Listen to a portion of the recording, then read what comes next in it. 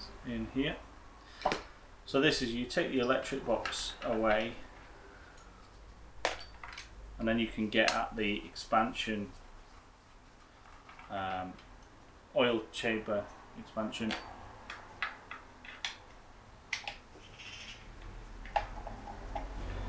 And then you can see exactly how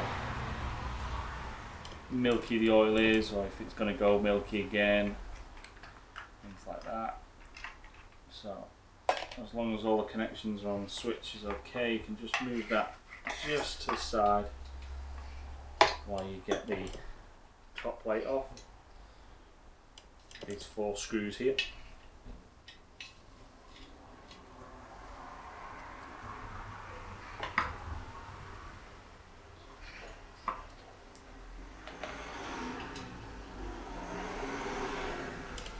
There's no spring tension, there's just a rubber seal that you have to watch when you take it off. And the last thing you want to do is get any grit in there or muck if you've got anything. So, quickly just try and take this off. Have a couple of rags ready. I know there's oil in there because it's dripping down into the main chamber.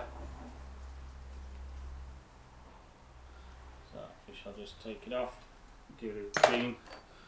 This is what it looks like when it starts up my GoPro. Beep, beep, beep. So we'll see exactly what's in there. It's not coming off. This was supposed to be the easiest service on the planet, and everything's so thingy. Right, so that is what will make your milky oil. You can change the oil and change the oil and change the oil, but if you do not clean this out and in there, it will keep going milky. So I can't express, not a lot of people when they service Kranzle machines will take this plate off for you. It will just change the oil, and to be fair, the oil looks quite nice in there. But it is, this is obviously condensation. This is nothing to do with the seals. The seals will be fine. It's just condensation that's on the aluminium. The water, when it gets churned up by the wobble disc spinning at 1400 revs on this one, oh no, it's 2800 revs. It's so the oil's quite nice, but that will make it go milky again. So it needs to clean it. Everybody needs to clean this sort of stuff up. And you know how long it takes when you take it to some servicing dealers. They will not do this. They will just change the oil seals, charge you for the oil seals. A couple of months later, you'll get milky oil, or even a couple of weeks later, a couple of days later, depending on how much you use it. You'll get milky oil, you'll go back to them, they'll say, oh, you must have something wrong. They'll change the oil plate, they'll change all this with the oil seals in. If your oil seals are gone, you will have oil in this chamber here, or oil dripping out the bottom if you've got the O-ring trapped.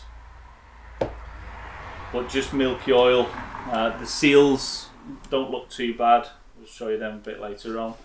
The idea is just to clean everything. Once you cleaned it, the oil shouldn't stay like normal again until it gets damp or cold, or if it's in a van or in a shed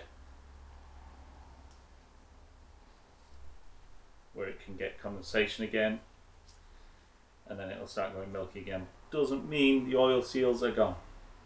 That's what I'm trying to get at.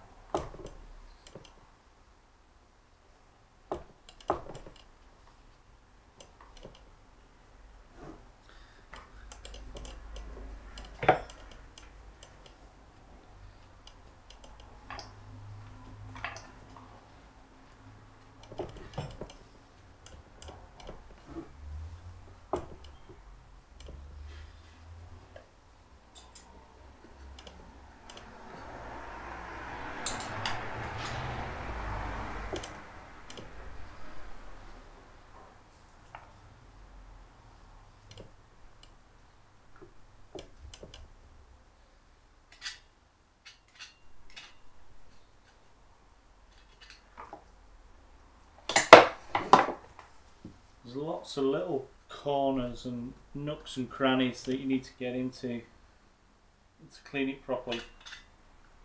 So with a rag and a screwdriver you can just sort of poke it in there to soak the oil up, the milky oil, whatever. And you need to get as much as possible out.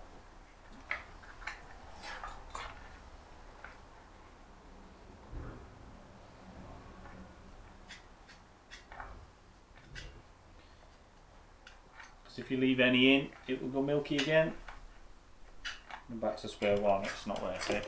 Might as well got it while I've got it off now. Needs to be done. So usually it wouldn't take this long. Apart from the fact of trying to get that screw out.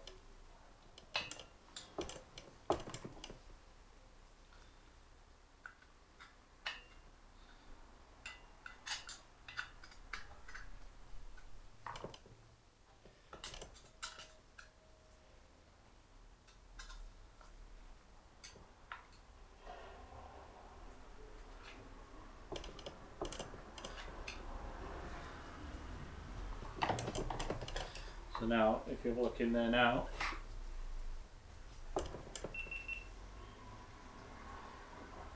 that's how it's supposed to look.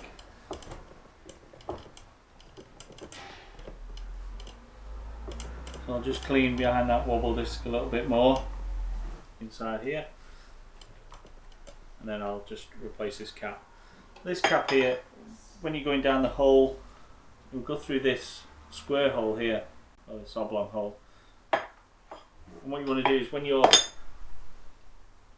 pouring the oil in, you want to try and don't pour it too quickly. You want to pour it nice and gently so it fits straight through this hole here into the oil chamber and fills the oil chamber, rather than filling this chamber and then filling the oil chamber, because then you get too much oil and then you get you can get pressure in there like when it exploded on me before.